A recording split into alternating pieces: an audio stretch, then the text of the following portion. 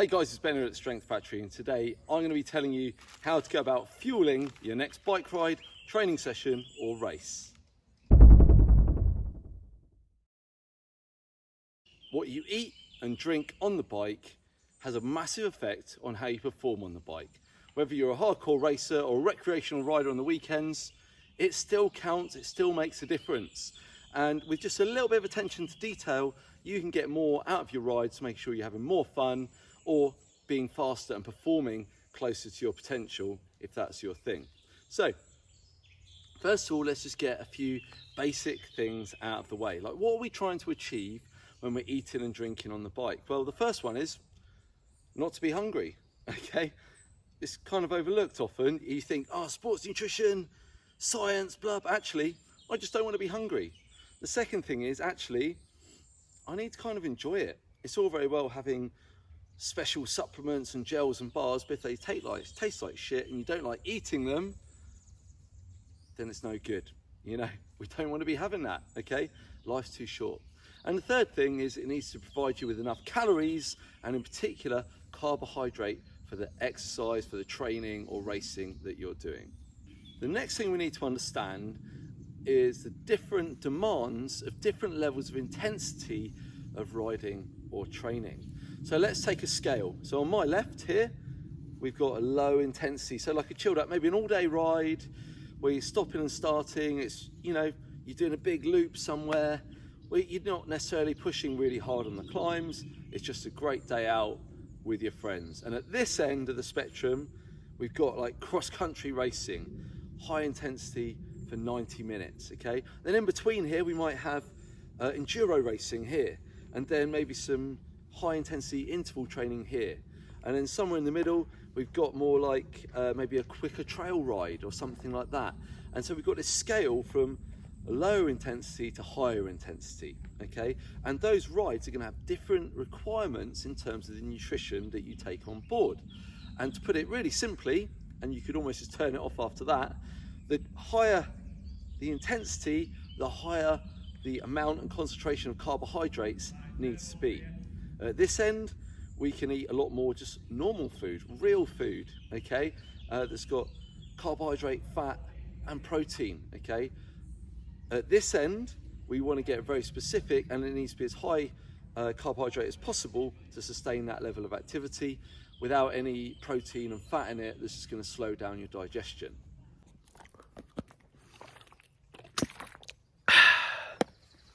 Now then, let's look at the different options for things you can have on the bike, and then we're going to apply those things to that sliding scale we just talked about. So, first of all then, we have got what I would call like real food. So these are just like supermarket snack bars, but also in this category you've got things like a sandwich, okay? Which, again, people seem to think it needs to be complicated, but if you're out on an all-day ride and you've got a backpack, pack a sandwich or a wrap, or whatever you want, okay? Real food, okay? And obviously, when we're in the real food category, in particular like sandwiches and stuff like that, you know, they're gonna have carbohydrate, fat, protein. They do a great job of filling you up. The great thing about the sandwiches and wraps and things like that is that they're actually savory. Often, if you're just having, you know, bars and sports nutrition all day, you're absolutely sick of sweet stuff and you can't wait. You know, you're driving home wanting some salt and vinegar crisps or something. But actually real food like that could be savory, and that's really nice. It fills you up, plenty of calories, and really great for sustaining all day efforts. You know, next in line in the real food, like I said, are these bars. And again, yes, they are gonna have different amounts of carbohydrate in, and it's worth having a look at the labels. Get familiar with what's in each bar, but they're also gonna have fat and protein in, and yeah, they generally taste good, they're cheap, they're convenient because they fit in pockets and stuff like that, and that's the next thing on the scale. You've then got sort of random things like the classic banana, okay, fits in obviously the real food scale. People love a bit of fruit. Next then, we've got the more sports nutrition side of life, something like a bar, okay, that sits kind of in the middle of the scale. So this is a Torq bar. I'm not endorsed or sponsored or anything, but these are my favourite ones. They taste really good, and their fueling system is really worth checking out. I'll put a link in the description. It's very intuitive to use. So this is 30 grams of carbohydrate, and it's pretty stripped back on everything else, okay? So you don't really have the fat and the protein in there. We're getting towards that performance end of the scale. And the great thing is these, they travel really well in pockets and stuff. They don't get crumbled up, and they're nice and moist, so they don't dry you out. Whereas, you know, like this oat bar, fine in the backpack, but if I ride all morning with it in my pocket, it turns to dust, and it's not great on a hot day when you want to drink a lot. Next thing on the scale then, are things like gels, okay? Again, a Torq gel, and this is an SIS gel, okay? And these, basically, they take the carbohydrate, and by putting it in a gel form, you don't even have to chew it. You can get it in very quickly. It's very concentrated and quick to absorb and digest, so you can then use it when you're on the bike. Finally, we've got things like this. So this is SIS Beta Fuel or Torq Energy, or you know, any energy type powder or drink where you mix it up in your water bottle. And that is the quickest absorbing because it's a liquid, and you know, depending on what type you use, they can have differing amounts of carbohydrate in your bottle to fuel different amounts and distances and durations of exercise. Let's put the two things together then. We've got that intensity scale from chilled out, big loop with the friends, to cross-country racing, and that scale in between. And then we've got different foods with different amounts of carbohydrate, fat and protein, which is what it bakes down to. The thing you need to understand now to put those two together is that at high intensities and for endurance activity, the primary fuel source for the body is carbohydrate, okay? Carbs, sugar, to put it simply. And the higher intensity we go, the higher the proportion of carbs that your body is burning, and the less fat it's using for fuel as well. Whereas at this end of the scale, yes, we're using carbohydrate, but for the lower intensity parts of these like steady rides, you are going to be using fat as a fuel, okay, as well as carbohydrates. So it's more like a mixed fuel. Think of it like running a hybrid car. Now, the other thing to consider here is that this intensity, when it's really hard, even if I, wanted to eat, my sandwich, I'm going to struggle at that intensity because I'm breathing hard, I'm working intensely, I've got to chew it, I've got to then swallow it, I've got to digest it. And actually, the calories that I eat there, if I ate a sandwich or even just, a bar from the supermarket with fat and protein in it, it's just going to sit here. I'm going to feel a bit like, ugh, and I'm going to struggle to extract what I need from it to perform.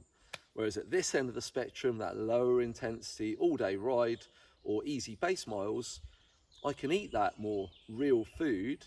I don't necessarily need the sports nutrition with the high carb, because at that low intensity, my digestion is able to keep on functioning, and I can actually take those calories on board.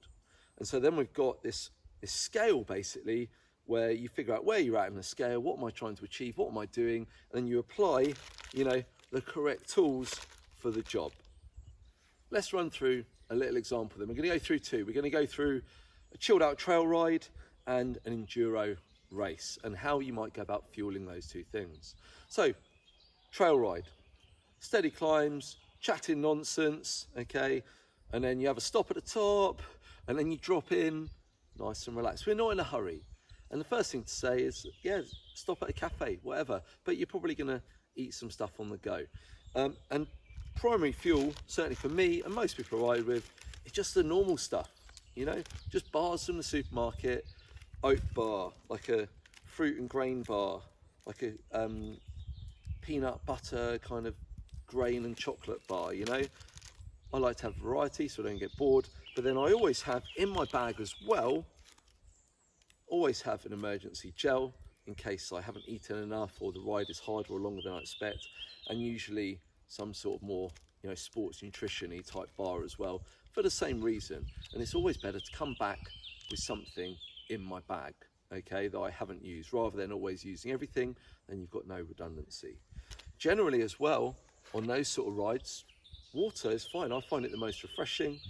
It's cheap, it's not going to rot your teeth like the energy drinks, and yeah, between those things there, you can fuel yourself all day, no dramas. Now then, let's go to the more the enduro race, where it's not that dissimilar, but maybe if it's a, if it's a national level event, the transitions might be tighter, so you're climbing a bit faster, and then your output on the way down is definitely going to be higher, especially if there are mid-stage sprints where you need to really get on the gas and we're hitting those maximum heart rates, maximum intensity, and that is where carbs are king. In that sort of environment, I'd be avoiding, your sandwiches, wraps and stuff like that. It's just too heavy unless there's a proper lunch break built into the day. And I'd be really going like 50-50 on like the supermarket bars and the energy bars as my primary source of fuel. These fill you up nicely and they just sort of break up the day a bit. These, however, give you more specifically what you need, i.e. that carbohydrate. So I'm probably 50-50 on those two products. And then throughout the day, I'm going to strategically plan to have maybe, if it's a big day, maybe 2 gels, one about halfway round and then one about 15-20 minutes before the last stage, to make sure I've definitely got enough carbohydrate on board to really go hard on the last stage of the day. Like I said, energy drinks are an option, but it's all down to how you get on with them. So I've got riders that I coach who really swear by energy drinks in their bottle. Personally, I prefer water and to eat my calories, but it's all down to experimenting and finding what works for you. The final thing I'll say is that it's really important to get enough total carbohydrate in every hour that you're out riding. And a good goal is to aim for 60 to 90 grams of carbs every hour that you're out riding. Now, if it's an hour ride, you probably don't need to take anything.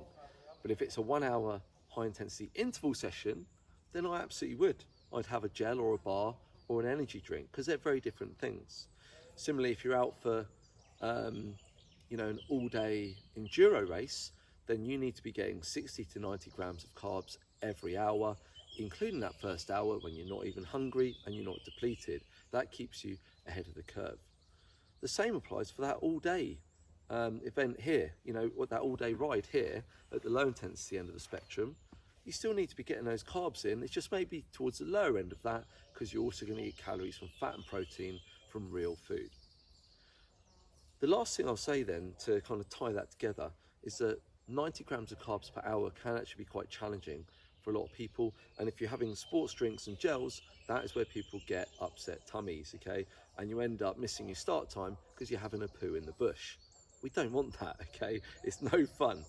And so what you need to do, like anything, is you need to practice your race day nutrition on normal rides and on training rides in the run up to the event. So on event day, on race day, you're just repeating a system that you already know works, that you can tolerate. And over time, you can literally train your body to absorb more carbohydrate without getting sick. Just look at like Tour de France riders and the amount of calories and carbs that they ingest in a day. They are at the absolute peak of their abilities in absorbing and utilizing carbs without upsetting their stomachs, because they've trained it for years and years and years. Thanks very much for tuning in today. I really hope that was useful. If you've got any questions or if you think I've missed anything, then just drop them in the comments below. And if you've got a riding buddy who's always bonking at the end of the ride, who might need to watch this, then do me a favor, share it with them. Let's spread the word and make sure we can all enjoy our riding even more.